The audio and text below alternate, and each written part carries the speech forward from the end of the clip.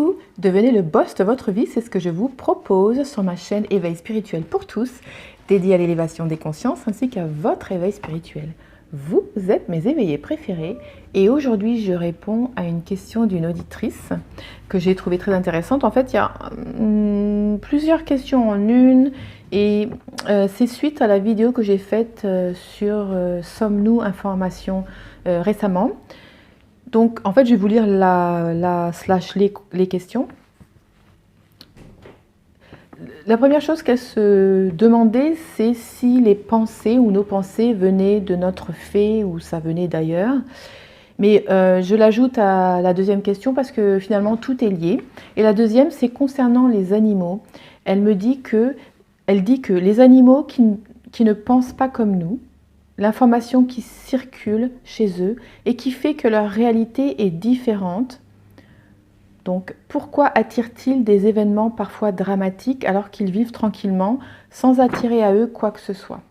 Donc, c'est vraiment le même concept que les enfants qui sont innocents. Pourquoi attirent-ils un certain nombre de choses à eux? Ou pas forcément des enfants, mais des gens qui n'ont pas un fond méchant. Pour commencer, par rapport aux pensées qui viennent de notre fait, comme ça permet de rebondir sur le reste.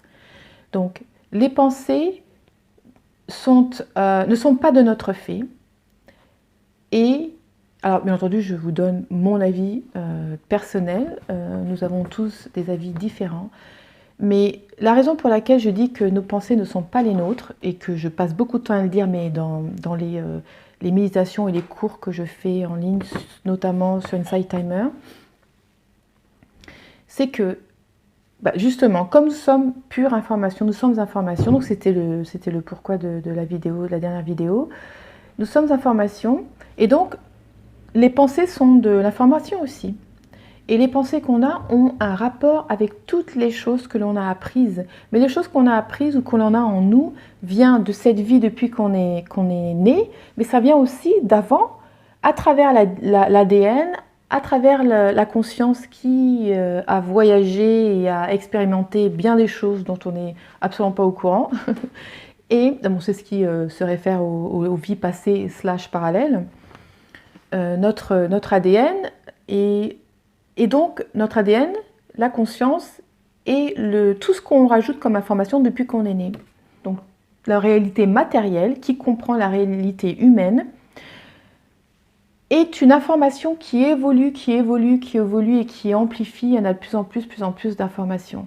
Donc, en fait, nous, on hérite de toute l'information qui a été de notre lignée, plus de tout ce qu'on a vécu dans nos vies parallèles et tout ce qu'on va rajouter. Mais ce qu'on rajoute dans cette vie, c'est pas nos pensées, c'est pas notre information. C'est, par exemple, ceux qui nous élèvent, eh bien, je pourrais vous élever. Et donc, moi, j'ai ma façon de voir les choses, les choses que je vous dis. Je vous influence directement, vous prenez cette information et vous en faites la vôtre. Mais c'est la mienne, qui est devenue la mienne parce que mes parents m'ont donné et leurs parents, etc. etc. Donc ça va chercher très loin. Ensuite, il y a toute l'information qui nous est formatée de la vie dans laquelle on arrive. Il est déjà fait. Donc du coup, ça, apparemment, c'est comme si, c'est comme ça et c'est pas autrement. C'est ça la vie, c'est ci, etc. Donc tout le fait que tout ce qui se passe dans cette réalité physique, et on pense toujours que c'est le monde humain et que tout ce qui est autour de nous appartient, alors que pas du tout. La réalité, comment dirais-je, physique, nous on en fait partie, tout comme le reste de la nature, les animaux, les insectes, les objets, tout ce qui est matériel fait partie de cette réalité, donc physique, matérielle, qui est composée d'informations, qui a évolué jusqu'à aujourd'hui de cette manière.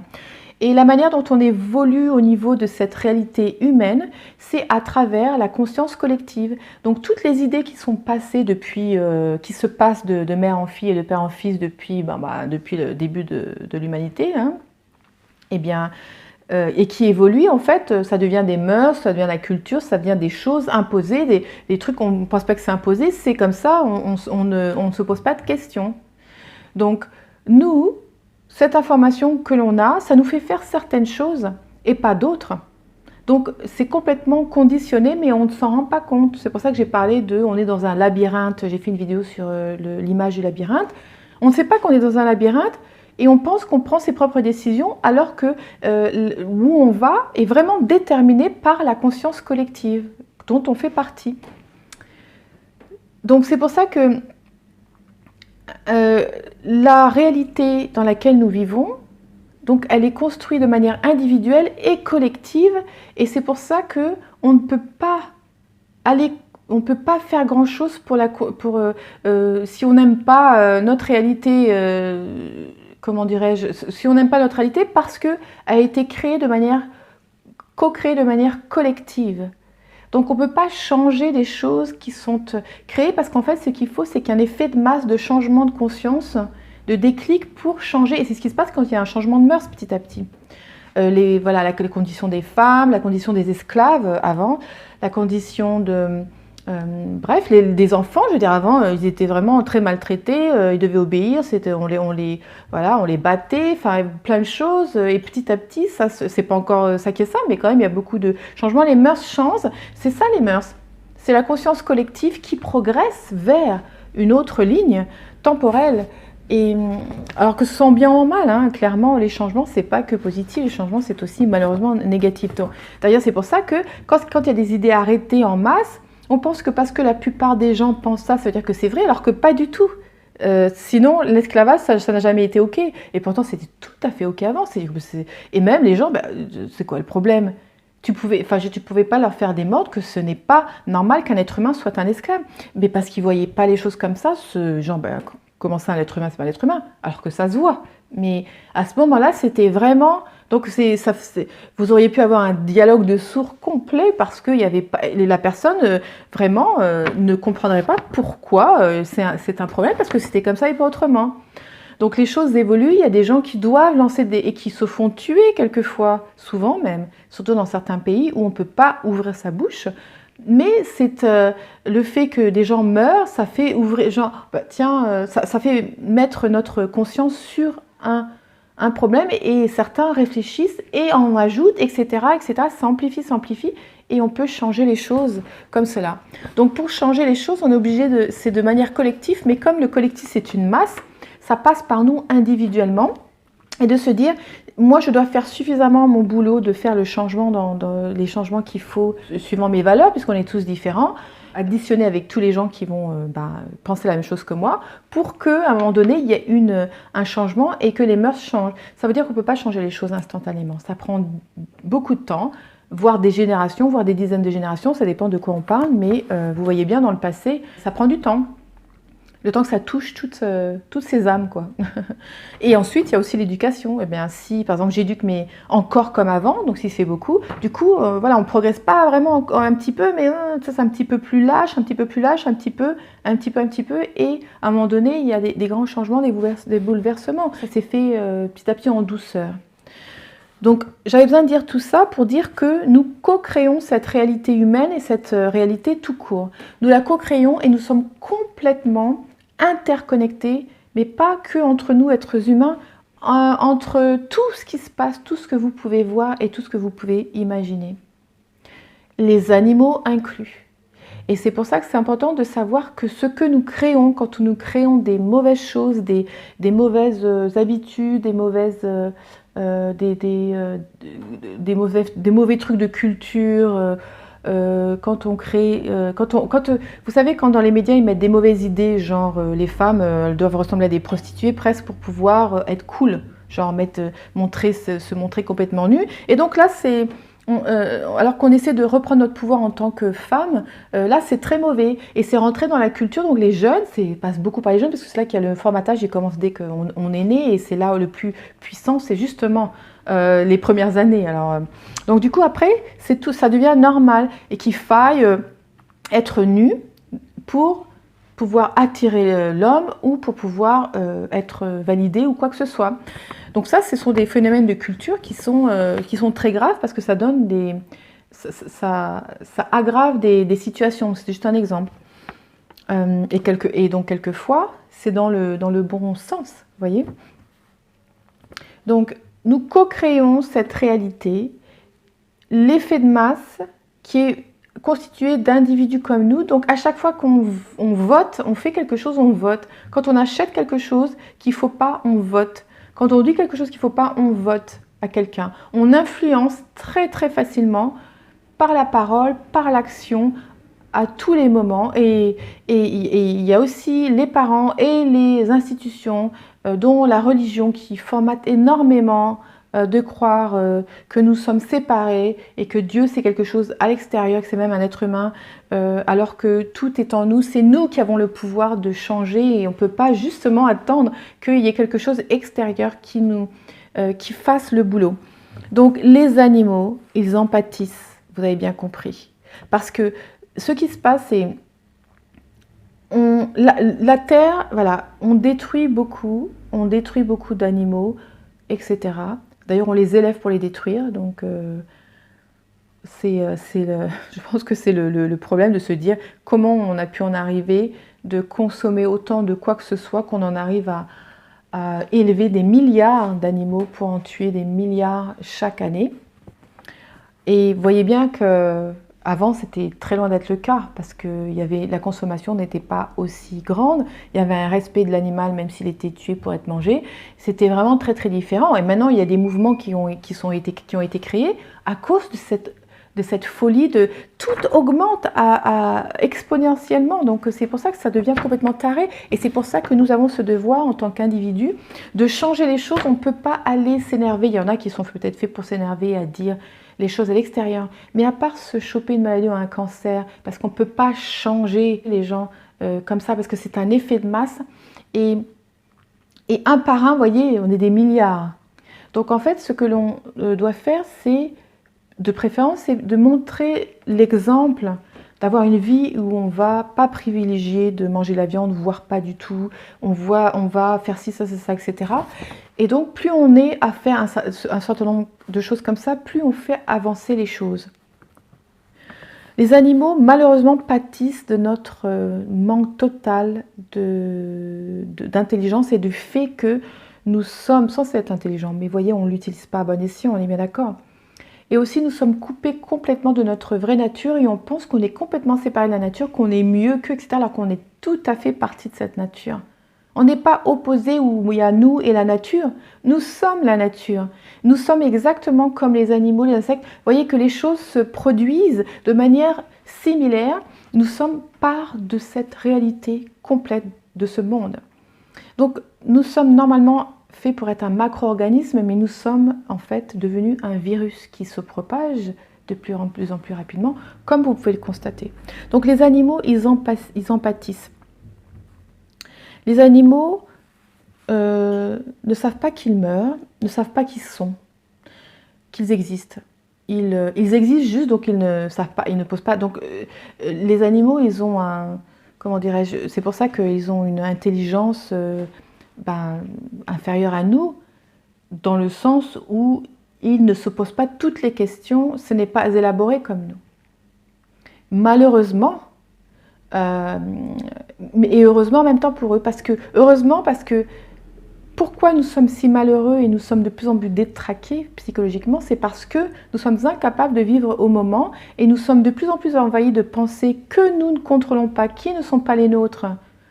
Et que comme on n'a pas appris à maîtriser, parce qu'on n'a pas appris à prendre en compte des pensées dans notre vie et les émotions qui vont avec, du coup, pouf, on est complètement submergé, on est complètement malade et on est complètement en bas du rouleau, fatigué, et ça va empirer, parce qu'en fait, ce qu'il faut faire, c'est diminuer notre flot de pensée et non pas en ajouter. Ça n'a rien d'intelligent comment dirais-je, en tant qu'être humain, de penser toujours de manière négative. Nous avons pris cette habitude d'être complètement négatif. Et donc maintenant, c'est comme un programme, pouf, on appuie sur le bouton et ça y est, on se plaint, et ça appuie, c'est ça. Et on n'arrive pas à relativiser. Il y a juste être OK avec ce qui se passe, parce que la vie, se déroule devant nous, et donc on est bien obligé Enfin, c'est pas qu'on est bien obligé, on peut résister, on ne résistera pas au fait qu'on va vers là, mais on peut résister et ne se faire souffrir pendant qu'on va là, où on peut relâcher la pression et apprécier ce qui se passe pendant qu'on va vers là. Mais on ne sait pas où est-ce qu'on va. Je veux dire, du point A au point B, voire au point C. Point B, si c'est court terme, on peut... Enfin, on ne sait pas si on ira, mais c'est plus facile à voir. Mais le point C, D, etc., on ne peut pas savoir. On l'anticipe, on espère, on a peur, etc., mais on n'en sait rien. Donc, en fait, ça ne sert à rien de se projeter en avant. Et en arrière, ça ne sert plus à rien parce que c'est terminé. Mais nous, on est constamment... C'est pour ça qu'on se rend fou nous-mêmes. Et donc, en fait, la vie arrive ici, là, maintenant, dans le présent. Et c'est là où sont les animaux. Quand on les voit, se dire, putain, ils doivent se faire chier, les animaux, etc. Ils ne se font pas chier parce qu'ils n'ont pas de notion, c'est une notion humaine de se faire chier. Parce qu'on a décidé que finalement, depuis un long moment, que être cool et vivre, c'est faire plein de trucs pour masquer des choses. Alors que la vie, c'est pas ça, la vie, c'est être. C'est être, et donc ils vivent dans le moment, donc ils sont parfaitement heureux, jusqu'à ce que nous, on intervienne. Pour leur faire des trucs que nous, on ferait, pensant que nous, on est mieux, alors qu'on n'est pas mieux du tout, on est de valeur égale au niveau de la vie. Maintenant, on n'est pas égaux au niveau de la manière dont nos vies se passent, parce que c'est, même entre êtres humains, vous voyez, on n'est pas égaux, donc ça ne marche pas comme ça, on est de valeur égale, mais parce qu'une vie est une vie, mais nous ne sommes pas égaux sur la manière dont les choses se passent. Donc malheureusement, ils en pâtissent parce qu'on est le système du dessus d'eux, ça veut dire qu'on est responsable des animaux. Mais nous, qu'est-ce qu'on fait? On s'en sert, on les détruit comme si c'était rien. Mais même la nature, comme si c'était rien. Les plantes, les arbres, bref, la totale, les insectes, comme si c'était rien. Et on a appris comme ça. On ne voit pas où est le problème. Comme on ne voyait pas le problème avec les esclaves ou la condition des femmes. Et maintenant, on commence à voir le problème petit à petit. Ça fait un moment qu'on commence à le voir, mais je veux dire, on commence à voir que ça bouillonne un peu plus par rapport à avant, ça va s'accélérer parce que vraiment, c'est ce qu'on fait, on met en péril notre habitat naturel. Donc du coup, on va pas pouvoir survivre. C'est ça qui est bizarre. Donc parler d'intelligence, vous voyez bien qu'on n'est pas très intelligent, mais on est super conditionné. Et là, le conditionnement est dangereux parce qu'il y a des gens qui meurent à cause du conditionnement. Il y a des gens qui se mettent qu'on appelle ça, des bombes sur eux et puis qui vont s'exploser pensant que c'est ok. Vous voyez à quel point on peut être conditionné pour faire un truc pareil. Au nom de la religion, c'est pour ça la religion, il faut faire très attention. Dieu, c'est une chose, ou Dieu, ou quel que soit le mot que l'on utilise. Je n'utilise pas le mot Dieu, mais qu'importe, je vois très bien où on veut en venir quand on dit Dieu. Mais la religion, c'est un formatage complet, comme la politique, comme la société qui a été créée sur plein d'idées qui fait qu'aujourd'hui on pense qu'on pense, on fait ce qu'on fait, en pensant qu'il n'y a pas d'autre version, alors que c'est qu'une petite version parmi tout ce qui est possible et ce que l'on peut faire. En réalité, il y a autant de versions de la réalité qu'il y a de personnes, parce que nous sommes tous, regardez toute l'information qui est différente d'une personne à l'autre, on vit des choses différentes. Il y a des gens qui vont dire « Oh là là, c'était nul ce concert, j'ai payé pour rien, l'autre, oh, c'était génial, etc. » Qui est-ce qui vit la vraie réalité? Ben, personne, parce que c'est totalement individuel. Donc on ne peut pas dire « Oh non, t'as tort, ça c'est mieux, ça c'est... » Non, parce que c'est notre réalité, et là, dans notre réalité, ça se passe comme ça. Mais chez quelqu'un d'autre, non. Et c'est ça vraiment la tolérance. Donc pour revenir aux animaux, les animaux, ils ne peuvent pas se défendre. Nous sommes responsables des animaux et de les défendre à leur place parce qu'ils ne peuvent pas se défendre. Les animaux et les plantes, la nature, etc. Donc c'est à nous de... comment dirais-je, de les aider, de faire en sorte que la souffrance qu'on leur inflige s'arrête. Parce que c'est nous qui l'infligeons énormément. Mais ça ne va pas se faire du jour au lendemain, pour personne. Parce que quand on a été formaté et on vit d'une certaine manière, avec une certaine dose d'information, on va la changer petit à petit. Tout ce que je fais, tout ce que je change, chaque jour, chaque semaine, chaque mois, je ne l'ai pas fait, pouf, je me suis éveillée spirituellement parlant parce que c'est le début, c'est la constatation. Et ensuite, il y a la transformation. Il y a tellement de choses que je dois changer. Mais je le fais petit à petit parce que je ne peux pas dire du jour au lendemain, j'arrête ça parce que c'est pas bien. C'est pas bien par rapport à quoi? En fait, chacun, nous avons nos valeurs et nous devons, et ces valeurs, elles changent d'un cran à chaque fois qu'on évolue. Donc, mes valeurs sont à ce niveau-là. Qu'est-ce que je peux faire pour que ce soit mieux? Et etc. Donc, les animaux, il faut les aider. Et la bonne nouvelle, c'est que les animaux sauvages, c'est un peu plus difficile, mais possible. Et les animaux domestiques, c'est là où on peut faire le plus de changements. Comme vous pouvez le constater, la différence entre les domestiques et les animaux sauvages, c'est que les animaux domestiques sont beaucoup plus intelligents.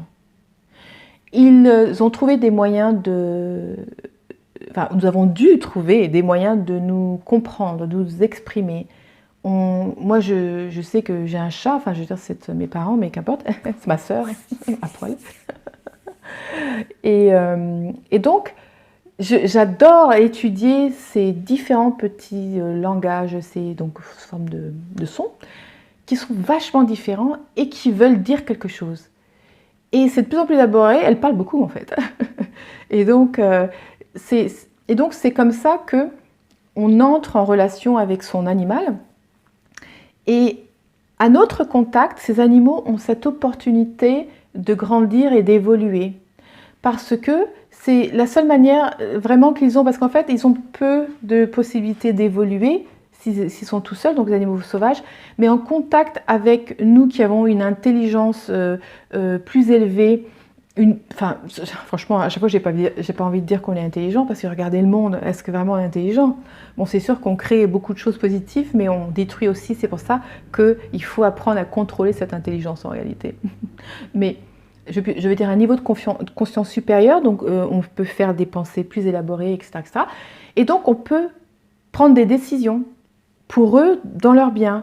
Des décisions comme on prendrait avec les enfants, de les laisser vivre leur vie et de regarder, d'essayer de comprendre, comme ils essaient de nous comprendre, ce qu'ils veulent et de les laisser vivre cette vie. C'est-à-dire que le cours de la nature se suit, il faut les laisser, il ne faut pas les interdire tout le temps de faire des trucs parce qu'il ne faut pas bouger, etc. À ce moment-là, on ne prend pas d'animal ou on ne fait pas d'enfants. Mais si on en a des enfants et ou des animaux, il faut les laisser en les surveillant parce qu'on en est responsable. Et puis les animaux, c'est comme des enfants. Hein. Le niveau, après ça dépend de l'animal, ça peut être 5, 6, 7 ans, ça peut être plus. Au niveau de nos animaux de compagnie, et bien sûr, il y a des animaux qui sont beaucoup plus avancés que ça et qui sont même plus intelligents que nous en réalité. C'est juste qu'on pense qu'on est plus intelligent parce qu'ils ne parlent pas notre langage. Mais c'est notre langage, tout comme ils ont leur langage. Donc si on est assez intelligent, on devrait les comprendre. Mais on ne les comprend pas. Tout comme ils ne nous comprennent pas, mais enfin, on se comprend, mais on doit s'étudier. Donc, mais mis à part cette compréhension, eh bien, ce qui se passe, c'est que les animaux de compagnie, comme c'est pour la compagnie, donc on les aime la plupart du temps, hein, pas toujours, parce qu'on les prend pour des objets, mais supposons. Et donc, du coup, on passe du temps avec eux, on discute avec eux, on veut les comprendre. Souvent, quand on est avec des animaux, on est calme, on les aime, enfin, je veux dire, on les caresse, enfin, c'est un moment positif, quoi. Et du coup, en discutant comme ça, en étant proche avec eux, passant du temps, même pas forcément en parlant, je veux dire, la conscience n'a pas de langage, ça leur permet d'évoluer, de devenir plus intelligents.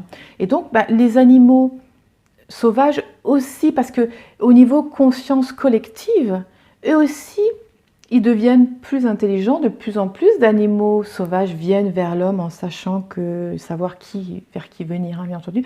Ils ne vont pas aller vers les chasseurs, ça m'étonnerait.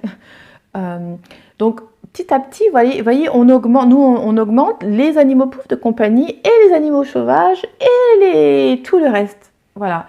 Donc, c'est comme ça qu'on peut les aider, nos animaux préférés. Et les animaux en général. Donc, j'espère que j'ai répondu à la question. Je regarde s'il y a aussi autre chose. Mais voilà, c'est la raison pour laquelle il leur arrive des événements parfois dramatiques, c'est à cause de nous, de cette conscience collective qui est incontrôlée et qui détruit plus qu'elle ne crée, et les animaux qui sont en dessous de nous au niveau conscience et dont nous sommes responsables, au lieu de s'en occuper bien, on les détruit. Et c'est pour ça. Donc en fait, nous, on a ce concept de c'est pas normal, c'est pas juste, c'est pas de chance, mais en réalité, ça n'existe pas. C'est une invention humaine, c'est pas juste chance, etc. Parce que les insectes, c'est pareil, mais c'est parce qu'on s'en fiche beaucoup plus dans l'ordre des échelles de préférence. On balaye, je le dis souvent, de la main, on les tue parce qu'ils nous dégoûtent, ils nous font peur, ou on n'en veut pas, ou quoi qu'est-ce, mais on leur retire la vie. Je ne suis pas en train de dire que c'est facile à ne pas faire, parce que des fois c'est difficile. Il y a quand on est infesté de d'insectes que c'est pas terrible, c'est très difficile. comment faire. Mais ce que je veux dire, c'est que par exemple, ces insectes, donc ils ont une vision de notre réalité. Il est grandement possible qu'ils ne nous voient pas parce que c'est un niveau de conscience vraiment très différent. Mais quand la main de la vie les balaye, donc c'est nous, on est un système au-dessus, même s'ils ne nous voient pas forcément. Vous voyez? Et donc, on sait que c'est nous, mais eux, ils ne le savent pas. Et donc, c'est comme si nous, on se dit, quand on est balayé, parce qu'on parle des animaux, mais nous aussi, on a des fois des destins tragiques, des fois souvent, et la main de la vie nous balaye. On ne sait pas quelle est la main de cette vie, mais c'est un système du dessus, quelle que soit la forme, qui nous balaye, parce qu'à un moment donné, ça peut être la mère, la terre, qui se gratte, qui « Ah, tu m'énerves !» Et nous, parce que c'est ce qu'on fait, « Ah, le moustique, tu m'énerves !» Pouf. C'est pareil, il faut vraiment se mettre ça dans la tête parce que c'est pas quelque chose qui est bizarre, c'est la réalité. Il y a des systèmes de systèmes de systèmes et ces systèmes ne sont pas des êtres humains. Nous sommes un système qui est humain pour tout ce qui, tout ce qui est en dessous, vraiment. Mais au-dessus, c'est comment dirais-je, notre galaxie, enfin la Terre elle-même, donc ensuite la galaxie, etc., etc., etc. Donc les animaux, ils en pâtissent et si nous changeons, nous, un par un, à bien occuper de nos animaux préférés que l'on aime, je ne sais pas, à réfléchir comment est-ce qu'on pourrait mettre la main à la pâte pour améliorer la vie des animaux sauvages, etc., la nature en général, c'est surtout en fait la nature, de la respecter, de la restaurer pour que ces animaux puissent... Parce qu'en fait, il y en a beaucoup qui meurent d'animaux parce qu'on leur retire leur habitat naturel, parce qu'on prend les arbres, il y a le feu, il y a ci, il y a ça, et ils ont des destins difficiles, et du coup, ils ne peuvent pas se reproduire, et du coup, la race s'arrête. Donc c'est ça qu'on fait. Nous, on fait tout ça, malheureusement, parce qu'on a le pouvoir de le faire, malheureusement. Donc...